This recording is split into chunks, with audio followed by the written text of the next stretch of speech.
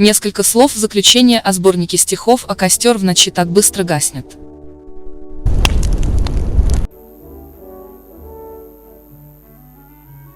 Я некоторое время размышлял о том, преимущество с поэмой, либо обойтись стишками.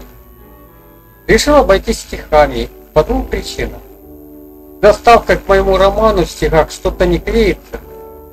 Да и готовить один присед целую главу строк 50 не камень. Пережует ли народ столь большой кусок за один раз? Сомнительно. Так что есть над чем подумать. Пока же решил обойтись, так называется, малыми формами, то бишь стихами. Несколько слов добавлю о самом сборнике. Этот сборник тоже сборный, то есть собранный из нескольких книг. Здесь для объединения в кучу, кроме объема книги, была еще одна причина.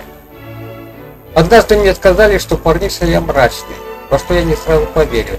Но покопавшись в данном еще неоконченном сборнике, своих опусов неожиданно заметил.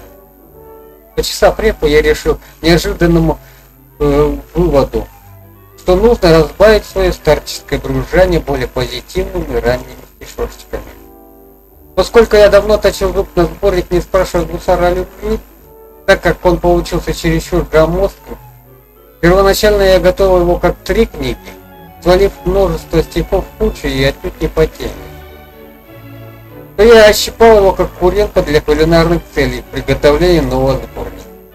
Так что не падайте в обморок от всей моей стрипни. Кстати, я переименовал сборник, не спрашивая гусара о любви.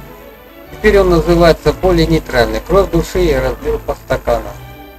Мне просто надоело объяснять на каждом углу, что голубой цвет — это цвет голубых гусар, а георгиевская лента — это огонь и дым. Ко всему прочему, у меня сформировался свой стиль и видение проблемы, как мазилы оформителя своих нетленов. Голубой цвет как-то уже не входит в палитру моей души. Скорее. Данные книги тоже опубликованы на Литресе, где можно купить их бумажные и электронные варианты. И другие книги тоже.